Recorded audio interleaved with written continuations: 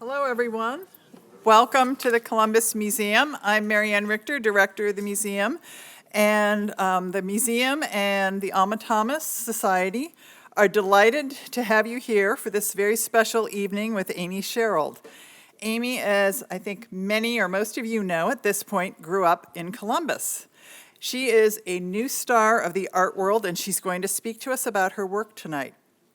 And we will have time for questions afterwards. And then Jonathan Walls, who is the museum's Director of Curatorial Affairs and Curator of American Art, will speak a bit about the Alma Thomas Society and Alma Thomas, a major American artist who, like Amy, was from Columbus. Last March, the Columbus Museum purchased Amy Sherald's painting. What's different about Alice is that she has the most incisive way of telling the truth, which I think many of you saw already this evening on view in our Galleria. This work was the first to be purchased for the museum's collection, with the funds generously donated by Kathleen and Dan Amos to establish the Fund for African American Art, and we are very grateful to them. The museum was lucky to acquire a work by Amy relatively quickly because she has a long waiting list at this point. Her works are in a number of museum collections, including the Nasher Museum of Art at Duke University, the Kemper Museum of Contemporary Art in Kansas City, and 3 Smithsonian museums, specifically the National Museum of African American History and Culture, the one that just opened in Washington, D.C., the National Portrait Gallery, and the National Museum of Women in the Arts. And that list is going to continue to grow as other museums on the waiting list have an opportunity to purchase. And I've heard through the grapevine, I think the Perez in Miami is interested, and the Studio Museum in Harlem as well. Amy has mentioned in interviews that she only recalls visiting one museum while she grew up in Columbus, our museum, the Columbus Museum, where she was inspired by seeing a painting by Beau Bartlett called Object Permanence. We are really honored that we have played, this museum has played a small part, even this small part, in Amy's career, and knowing the importance of museums, this museum to you, means a lot to us. After graduating from St. Anne Pacelli, Amy studied at Clark Atlanta University and received a Bachelor of Fine Arts. She then moved to Baltimore, where she still lives, to study at the Maryland Institute College of Art, where she earned a Master of Fine Arts. She has exhibited widely, and her work is currently included in the exhibition Southern Accent, Seeking the American South in Contemporary Art, organized by the Nasher Museum of Art at Duke University, and now on view at the Speed Art Museum in Louisville. So if any of you are going to be in Louisville, it would be a wonderful exhibition to check out. In 2016, she won the National Portrait Gallery's Outwin Bouchever Portrait Competition. This was the grand prize of the Portrait Gallery's triennial competition. Her submission was selected from 2,500 entries and is now in a nationally traveling exhibition. These achievements are impressive, as I think we'll all agree, but I know, and I think all of our curatorial staff knows, and the art world knows, and many of you in the community know, they are only the beginning for this important major artist. We are going to be hearing more from Amy in the years to come. So please join me now in welcoming Amy Sherald to the Columbus Museum.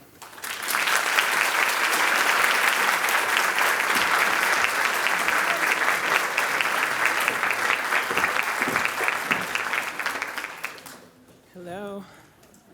Can you guys hear me? It's still amazing to hear all that because I can't believe it's my life. I really can't. Let me figure out how to work all this. Okay, so before I get started, I want to say thank you. I want to say it's an honor to come back to Columbus and give a talk where I was born. I want to thank the Alma Thomas Society, and I want to thank Dan and Kathleen Amos for their support for the arts and for funding the acquisition for the work. The significance is not lost on me, what it means to have my paintings and Alma Thomas's paintings in this museum. Wait. I got to figure out how to use a PowerPoint real quick. This is not my computer.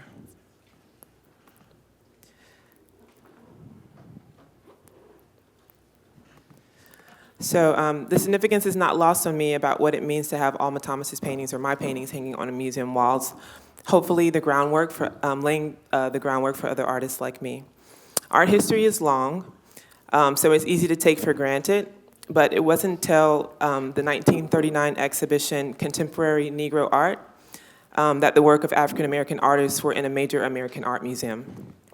And that was through the support of the William H. Harmon Foundation. And that exhibition was actually in Baltimore, Maryland, at the Baltimore Museum for the Arts.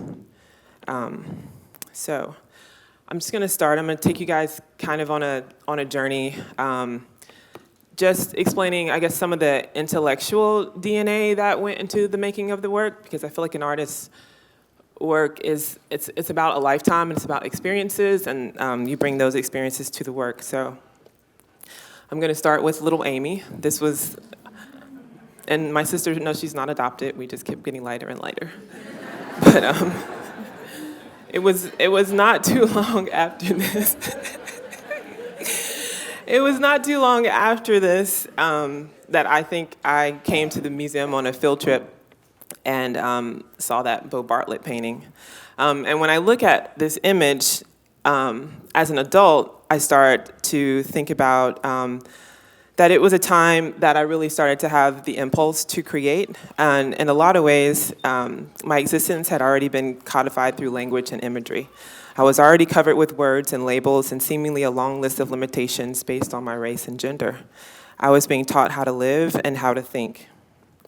And what words to think in and what to worship, and to do so within a certain framework.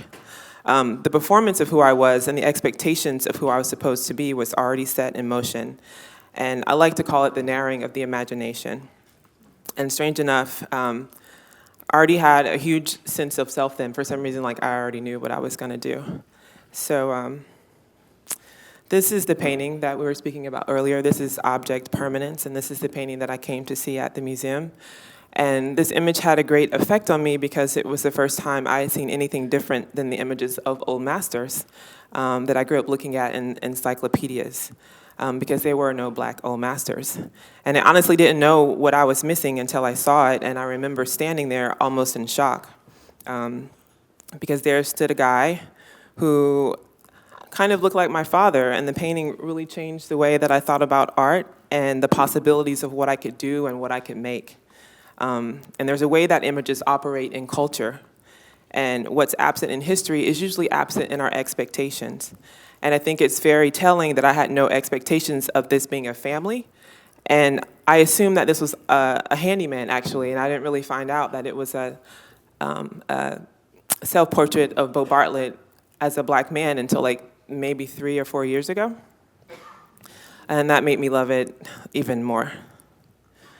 So I had to move back to Columbus in 2004. And while I was here, I really began to rethink my childhood, rethink my experiences here.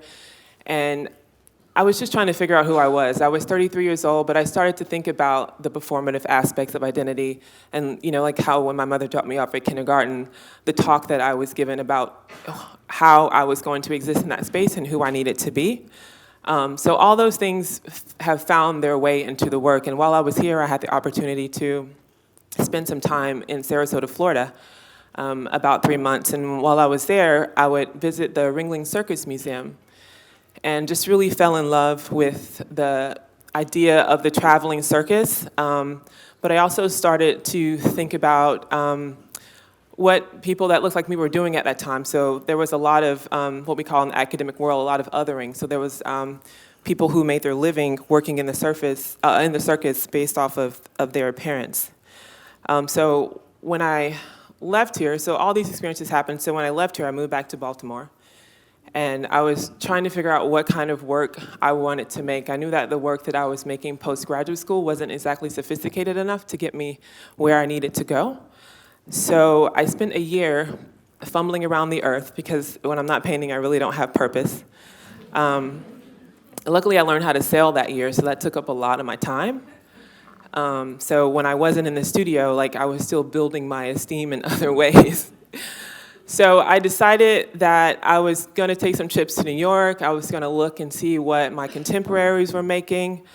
I was looking for, who I was going to be and what conversation I wanted to have with my contemporaries. So, I was looking for gaps, what work was being made, what work wasn't being made, and where I could fit in.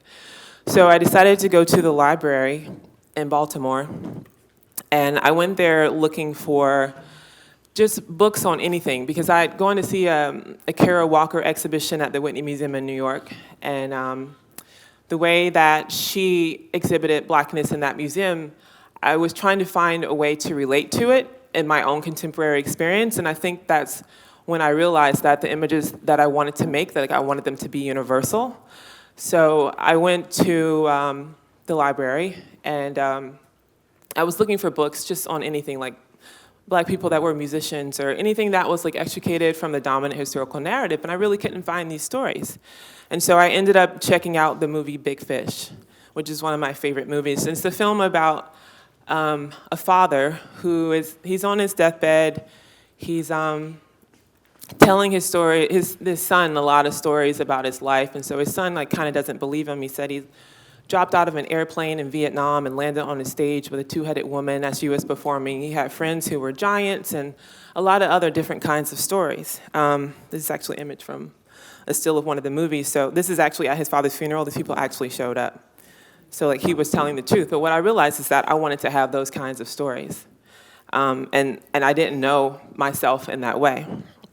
So I proceeded to, I think this is one of the first paintings I made in the series.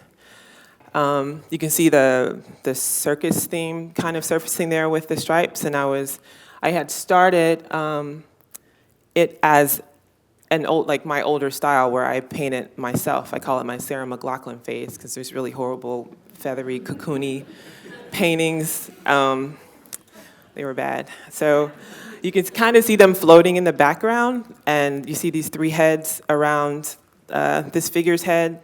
So it took me a week or two, and I got the courage to cover it up, because this is a 7-foot canvas, and I spent almost 2 months on it, but I knew that it wasn't what I was supposed to be doing. So I finally covered it up. I covered the background up, and decided to try this guy. And it also didn't work for me in the way that I needed to, but it was the beginning stages of me trying to figure out what I wanted to do. So I kind of started in with leaving the skin in a gray tone, but I hadn't figured out that it's exactly what I wanted to do. So I was going back in with washes and trying to, render the flesh, and then was also playing around with the disappearance of the figure. So it's very much, it was a work in progress. And that one led to this one. This one is actually in the collection of the U.S. Embassy in Dakar, Senegal. And again, it was directly referencing the idea of fantastical characters and building these archetypes that I thought needed to exist in the world. So I carried the circus theme as an undercurrent theme for a few paintings. The image on the left is my good friend Valeska Popolou, and we met in grad school. And she is a costume maker. She was a fabrics and textiles major, and she made these costumes for her performances. And we were having a conversation, and I'm I'm really trying to figure out what direction I'm going in. And she's like, you should really paint the things you care about. And I'm like, well, I really care about these costumes that you're making. I think they're really beautiful. And so I decided to borrow that and put a model in it. And then I think it was at that moment I realized what the idea of, how the idea of the Black body kind of transforms things, because on her this image reads totally different than it does on him, and this image is called Puppet Master. So I kept moving forward. I started to do some visual research, and I had started this painting right here. This one's called The Rabbit in the Hat, and this is where the work shifted a little bit. And I wasn't really sure what I was looking for, but I was looking for images, I guess I did know what I was looking for. I was looking for images of anything, and so I came across these black and white daguerreotypes, and I really fell in love with them. So I had started and finished this painting before I found this image, but I was like, this is the same thing. We're doing the same thing, and I was like, who who is this image of? And it ends up that it was an image of, there's an exhibition that W.E.B. Du Bois did in 1902, or it might be 1900. It was called the Paris Exhibition of the Georgia Negro. And he basically took over 160 images of all kinds of black people from Georgia, and this exhibition happened because representation matters, and he realized that was the way that he could counter the negative propaganda that was also happening at the same time in post-Civil War. So I also found this image. This one's just for jokes because I like her face. Do you see her face? She's like, I'm gonna, So I don't know if this is real or not. I think it's real, though. I don't think anybody photoshopped it in. So anyway, on to the black and white images. So this is my grandmother. And so this is an image that I grew up looking at. And so I really fell in love with like the quietness of it, the stillness of it, the way the eyes lead you into this portrait. And so I began to look at portraiture through photography, and it became a meditation on photography. And it also gave me another way to look at portraiture besides your standard European paintings.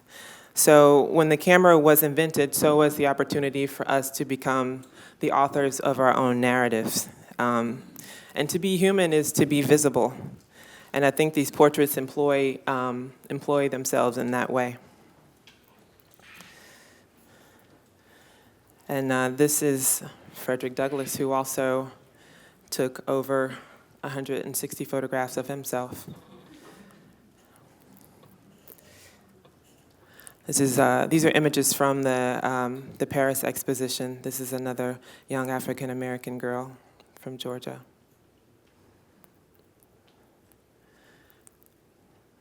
So these images really moved me, and I began to study them and look for more of them. Because they challenged, popular racial beliefs at the time. And they're just so doggone beautiful. Like, they're so self-satisfied.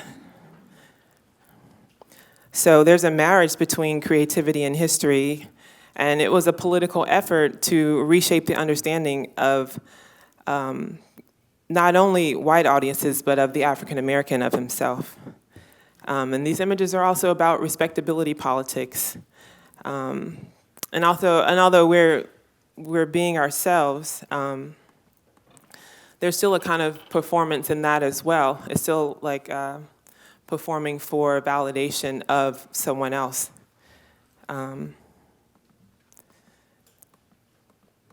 So these images were solid evidence that we exist and that we were connected to a part of our past that was love. So these took me on to this image right here, which is one of my favorite. I feel like it was a turning point. And this one is called Well Prepared and Maladjusted. You love that, right?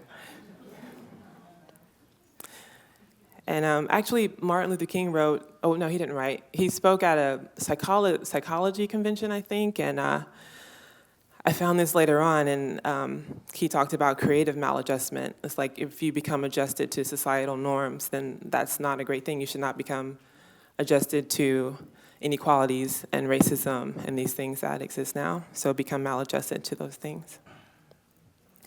So the backgrounds are something that I kind of randomly fell across in graduate school. I was painting faces, these large faces, and I just didn't like them, and so I would get angry and like throw turpentine on them and leave them on the ground. And I came back one day and like this kind of cool effect had happened. And for me, it's a way to deal with the backgrounds without placing the figure in space, because I feel like the interpretation of the figure would be very different if they were somewhere. So it almost, they're in like some kind of liminal world or liminal space.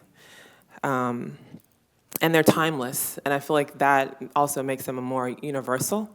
The single image is also a way for me to confront the viewer. And And I also like them hung a little lower. So like if you notice the painting outside, I guess it's almost a foot lower than it would normally be hung, because it leads, for me, it leads to a more intimate experience. So it's almost like standing on a stage, and the room is dark, and it's just you and this person. So you have to communicate with them and like figure out what story that they're trying to tell you. And this one is kind of autobiographical because I went to equestrian camp when I was a young girl, and so this image just harkens back to those days. And this one's called "It Made Sense Mostly in Her Mind."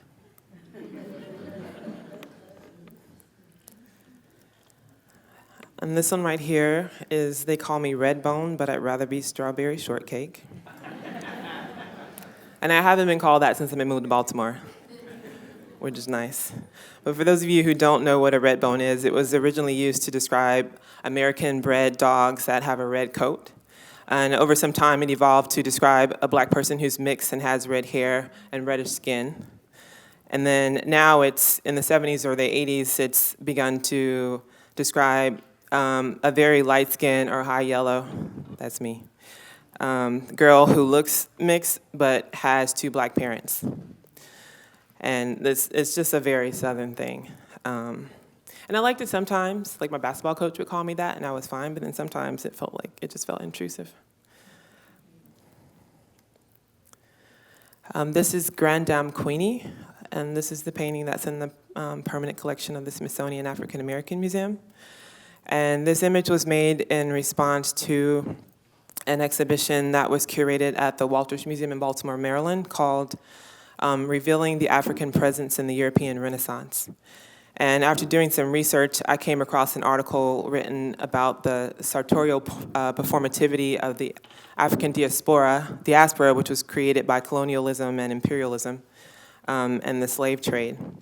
So here I'm exploring the formation and the transcendence and the ambivalence of performances of race and identity, but in the terms of the black dandy.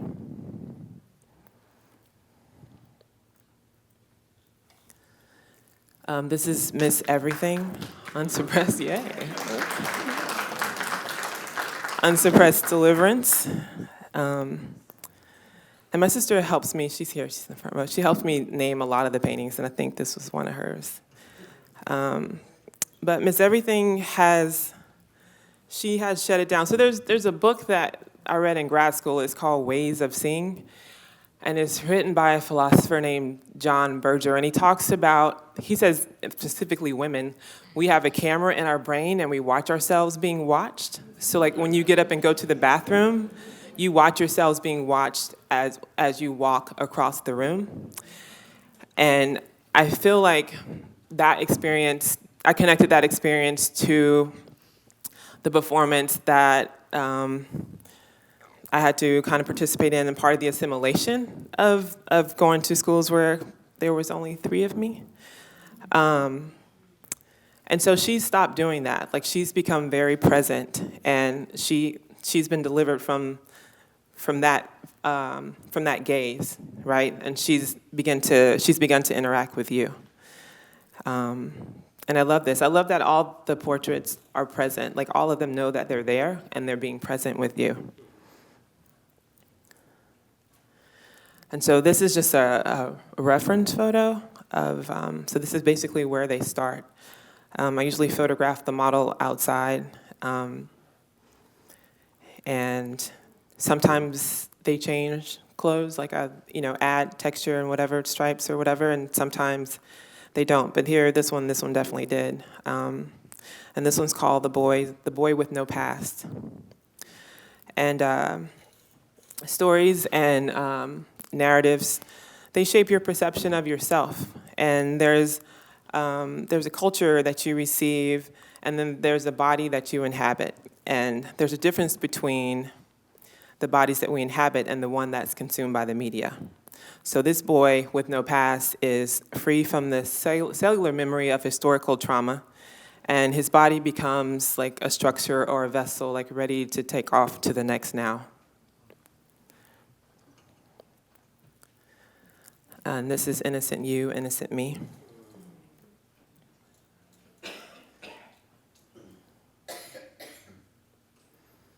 And a lot of these this one in particular, there's 3 of young black men that I was really processing a lot of the shootings that were happening and thinking about, I always feel like there's nuances to who we are.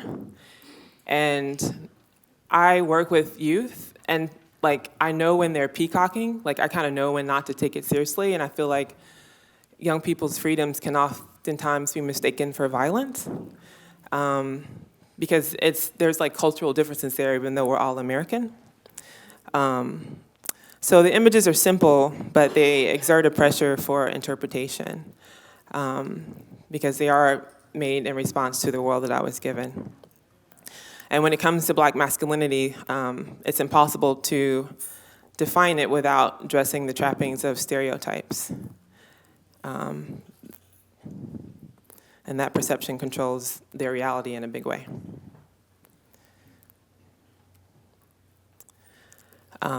This is, freedom is one thing, but taking ownership of that freed self is another. Actually, that's the reference photo, never mind. This is the painting. And I meet a lot of my models on the street, and so I go through the awkwardness of asking them if they'll pose for me. Some of them are willing, some of them are not. Luckily, she was willing, and I found her this way. And she reminded me a lot of who I was when I was in my 20s, because I shaved my head, I had a piercing, I got tattoos, I was, your basic grunge chick. And and so I truly related to her, and she's living her own life, and I think that's what I really see when I look at her. And this one, I don't like the name of this one. I'm still trying to think of one, but I had to name it. So this one's called pupa, like a unformed larva. And this little girl is actually really special. The paintings, once they're done, they don't exist as the person anymore, but she is everything that this portrait is. I met her in a park, at Patterson Park. She asked to play with my dog. She's 10 years old, so I just started to ask her questions. And I'm like, what do you like in school? She's like, I like math. And I was like, what else? She's like, well, I kind of like reading, but I don't know what else they can teach me because I read at a college level. And I'm like, you do? So when I went to go ask her mom if I could photograph her, she was like, I said, so she said she reads at a college level. And she's like, she's going to 6th grade reading and she's in the 3rd grade. I'm like, oh, okay. But she is so confident and beautiful. So after that one, I started to move back towards the work that really inspired me, which is American realism, and I realized, I think for the long term that I want to kind of paint a synonymous story to these images that you see within that genre of work, because they're just images that don't exist in museum spaces of just regular black people doing regular things. And so this one's called The Bathers. And the names for the next couple get a little more traditional too, because it's really just about an image of women and sisterhood. This one is Mother and Child. And there's a million of those in art history books, but here's mine. And in a way, these portraits also become a criticism of the art historical narrative. This one is Pilgrimage of the Chameleon, and my sister named this one.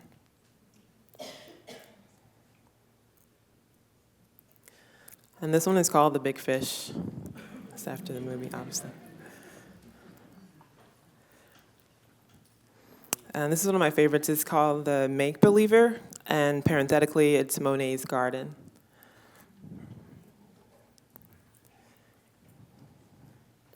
And she's daring to be in her own illumination.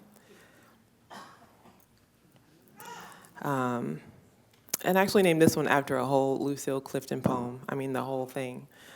So I won't read it to you. But it starts, it's called, she says, woman, you a city, you have a geography of your own. I mean, she just goes on. It's a great poem. So again, like these are just images of us being us, and I feel like they are universal enough that anyone could look at them and see themselves. You know, like that's the goal. This is what's precious inside of him doesn't care to be known in the mind of those that diminish its presence. And I think I made this painting as a form of protest. I think that portraiture is capable of communicating something other than just characteristics. And I think this painting was a way for me to like push through some complicated feelings. And it makes me think about my trip to Norway. So I lived in Norway for 4 months. And I was studying with an artist named Ott Nerdrum. But when I was there, America wasn't everybody's favorite country. I think George Bush was president, but I have a soft spot for him. It's not about him. I think George is cool. But it was the first time in my life that I'd ever been approached and like somebody had said something negative about me because I was American. And it almost shocked me. And I was like, wow, that was great. You know, like I'm here, like this is my country. And so that was really interesting and kind of took me to a different place. And I realized it was kind of difficult for me to feel the love of my country when I wasn't feeling the love of my country.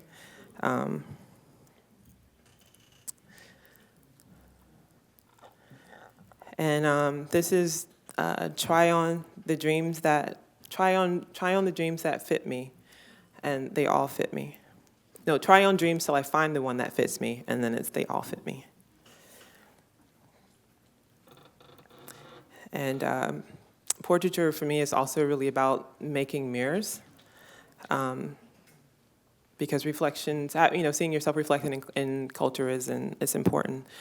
Somebody asked Junot Diaz, he wrote the book The Incredible Life of Oscar Wilde, and they asked him why he writes, and he said, because I want to make reflections, like I want to make mirrors. He said, vampires don't have reflections, like monsters don't have reflections, so if you don't see yourself reflected, you can grow up thinking that you're a monster. And so, nothing has ever been created by an artist that has ever really been able to transform the world in a really direct way. But what we can do is expose people to things that maybe they get a chance to think about. And over the course of time, once these images and ideas enter into your conscience, then they become available as things that you can consider. And it doesn't control the behavior of the individual. But now that you are familiar with things you weren't familiar with before, I think that's pretty much the job of an artist. So this is the one that's outside, obviously. And so the camera, to me, again, like I think I spoke about this earlier, like became something that was symbolic. Both Frederick Douglass and W. Du Bois took advantage of the invention of the camera. And they employed it specifically to change the way that Black people were seen, and like I said, also how we saw ourselves. So Frederick Douglass, like I said, was photographed over 160 times and considered photography a crucial aid in the quest to end slavery and to achieve civil rights. And he created a visual legacy that still lives on. And there's something that he said, I'm quoting him, he says, that the humblest servant girl may now possess a picture of herself such as the wealth of kings could not purchase 50 years ago. Photography dignified the poorest of the poor. It was a potent equalizer. And he went so far as to say that the moral and social influence of pictures was more important in shaping natural culture than the making of the laws.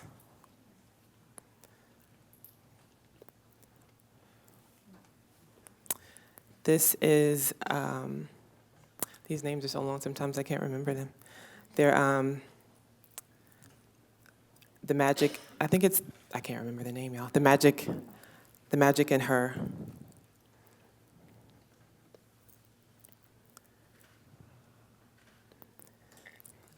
And this is Her Light is Easy to Love. And so I'm going to talk like 2 minutes about some of the work I do in Baltimore, too. This is in West Baltimore. These are youth that live in West Baltimore. This is a couple of months. This was July. This was so like March, April, May, like 3 months after the Freddie Gray killing. And YouthWorks and Jubilee Arts decided to. They run an art program every summer, but this summer they decided to recruit kids from that neighborhood so they could beautify their neighborhood themselves. And so we got to canvass the community and ask the community what they wanted. And we had a bridge to paint. And we ended up putting Adinkra symbols, which are West African symbols, in each one of the squares with words of empowerment, like the words that they symbolized. These are the kids. So the one thing they didn't think about was that not all kids want to be artists. And like 2 of these kids wanted to be artists, and the rest of them were like, no, it's hot. It's 8 o'clock in the morning, and it's summer. But I mean, they got paid to show up, but I eventually had to fire 2 of them, which made me really sad. And this is a graduation at the Baltimore City Detention Center. There was a program that was brought to Baltimore from Los Angeles County Jail, and the correctional officers there started a program called Merit. And they basically extricated the guys from their jail population, and so they ate together, they lived together, they slept together, and they took classes together. And each session ran 12 weeks. So I taught with this program for 1.5 years until the jail closed, because it has a reputation of being one of the most corrupt jails in the United States. But there was a lot of empathy and vulnerability in my classroom. So I feel like the guys that I met, I mean, although they were in there for a number of, conspiracy to murder, like anything under the sun, everything except for sex offenders, they weren't allowed in the class. I got a lot out of this, but they also got a lot out of this. And it was the first time that any of them had actually just been able to play. Like, they all grew up so fast. Like, I had 18-year-olds, I had 60-year-olds, and they were all, their stories were kind of all the same. And so they all received a degree at the end of the 12 weeks. They took art class, they took anger management, American government, Spanish classes. They took a religion class with the jail chaplain. And they've all come out, and they've been pretty successful. The recidivism rate for the program was like 9%. But it was the first time for a lot of them that they had ever, one, experienced art, but then also just been invested in. One of the tearful moments. So I'm going to end with this quote. Identity for all of us is a perpetual process. It's somewhat like constantly cleaning out and rearranging the attic. It's as much about throwing out the furniture and trinkets that no longer serve us as it is about bringing in new ones. And in that sense, it's just as important to continue defining who we are as it is to define who we are not. And that's it.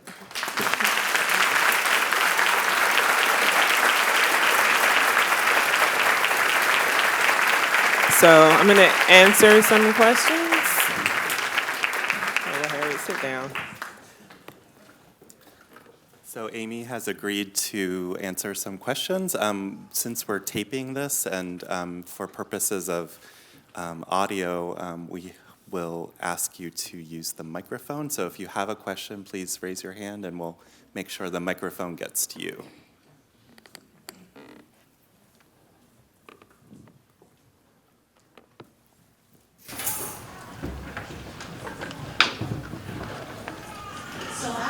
I enjoyed the presentation very much, but I'll ask this question for my daughter, Keely, who is a budding artist. She's studying under Cynthia Golden here in the city. She wants to know how old you were when you started your art. Well, kind of the second grade, but then technically after my master's degree, because once you spend $60,000 on a degree, you're like, well, this is it, So then you start to take life really seriously. But I did it my whole life. Like I was pre-med in college for a couple of years, but my father taught biology, had a master's degree in biology, but it just did not. My brain is all right brain. So so I would say like after graduate school, and I went to graduate school late, so I graduated when I was 30. But I mean, it was something that I was always working towards, but it wasn't until I started to travel abroad, and I was working for Arturo Lindsay, who was my painting instructor at Spelman. And I got to really vicariously experience like what it meant to be an artist and the critical thought that went into it. And that's when I decided to go to grad school. And at this point, to be an artist, I think you kind of need a master's degree, honestly. And you're not learning how to paint there, but you're learning how to think, and you're building your vocabulary, and the more words you have and the more things you know about, like the deeper the work is. So, did I answer your question? Like 30? Mm-hmm.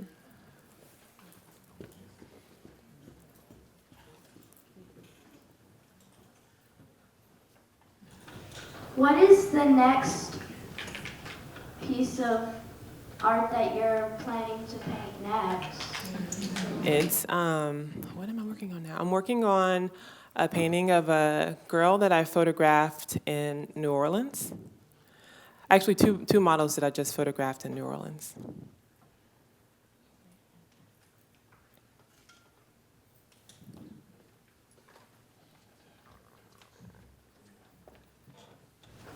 Thank you for sharing this evening.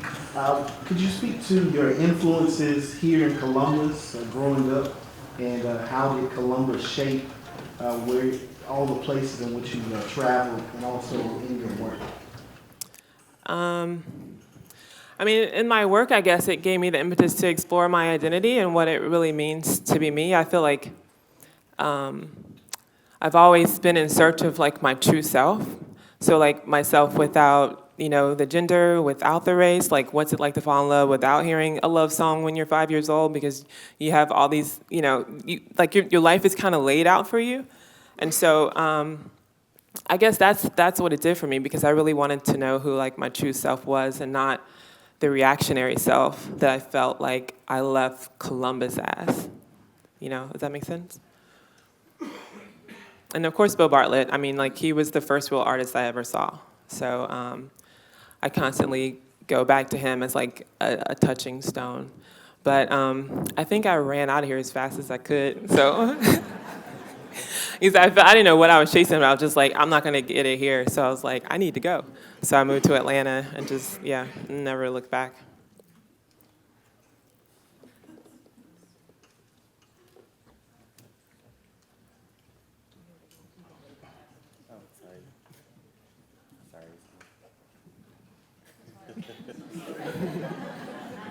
I knew I'd do that.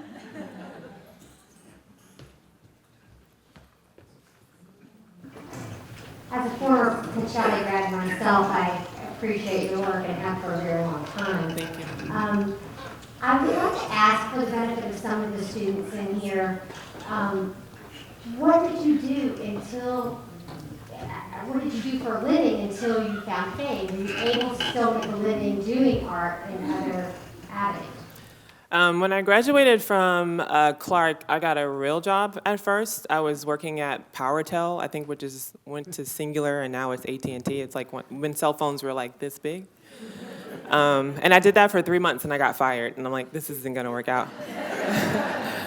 So then I got my first serving job at Canyon Cafe, and I was really an awful waitress at first. But that's what really sustained me, because I found it to be a way to work smarter and not harder, and I could always focus on my practice. So it feels like impractical advice, and it feels like bad advice, but like by the time I was 30, I was working at restaurants that were, like Bobby Flay would show up, and like the chef was nominated for a James Beard Award. So it was like an edifying experience, and I was making $300 a night and working 3 nights a week, So for me, that just made sense. Versus like adjunct faculty, because I feel like you work too hard and you're underpaid. So that's what I did. But again, it feels like bad advice. Like, yeah, be a waitress, But it's worth it if you can make $60,000 a year and like only work 3 days a year, so.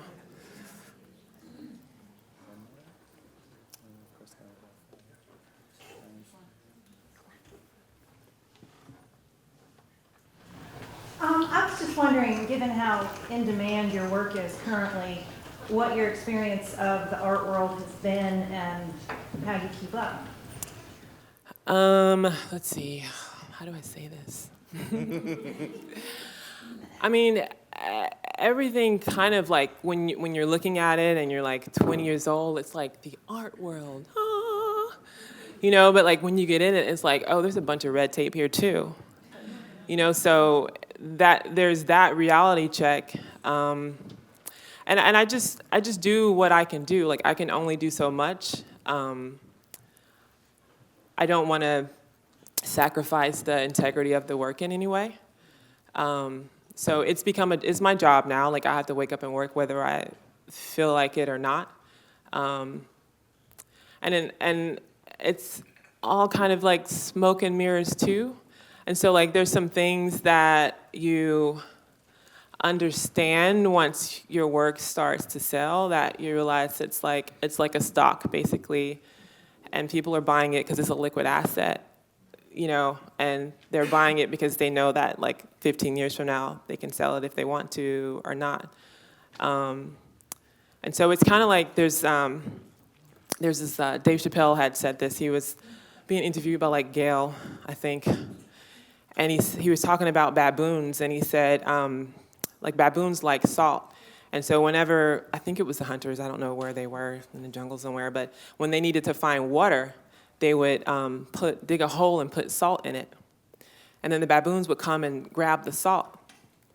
And all they had to do was let go of the salt, but they wouldn't let go of the salt, so they were able to trap the baboon. And then they would put the baboon in the cage, and then they would give the baboon more salt, and the baboon would get even thirstier. And then they would let the baboon go, and the baboon would take them the water, and they would both drink to their fill. But there's something about being able to let go of the salt so that you're not trapped, because there are trappings inside of the art world that I feel like, you could fall into if you're not aware, if you get caught up,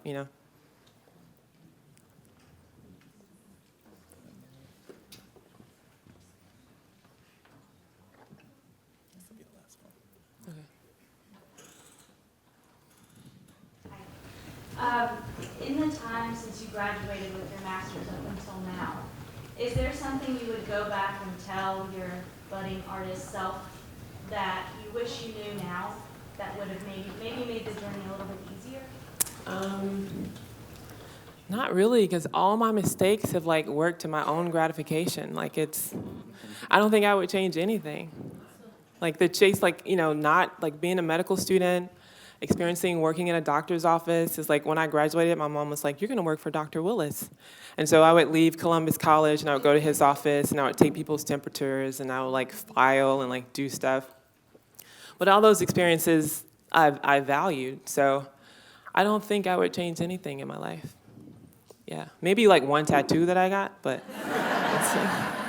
I was on a budget when I got them, so I think that's the only thing. My Lord.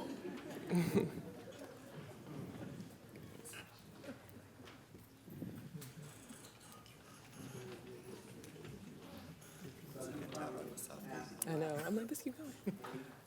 Huh? Where are you? Hey. I said, you probably asked this a lot, but what is your favorite painting? Oh, Andre, hey. What is your favorite painting and why? I think it's well prepared and maladjusted. I mean, because it's just how I feel in life. Like that title, I could put it on my tombstone. I think it just works for me. I think that's my favorite one.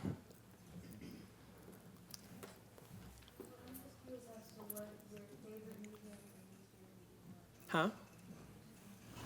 I'm curious as to what your favorite and least favorite medium are.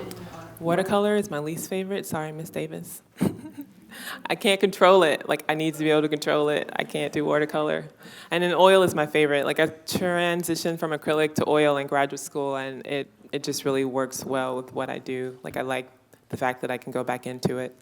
I don't have to make final decisions, and I have like 24 hours to think about it, you know. There will be more opportunity to speak to Amy at the reception, so we hope that you will avail yourself of her presence. She's going to sneak away so that she can prepare for the book signing.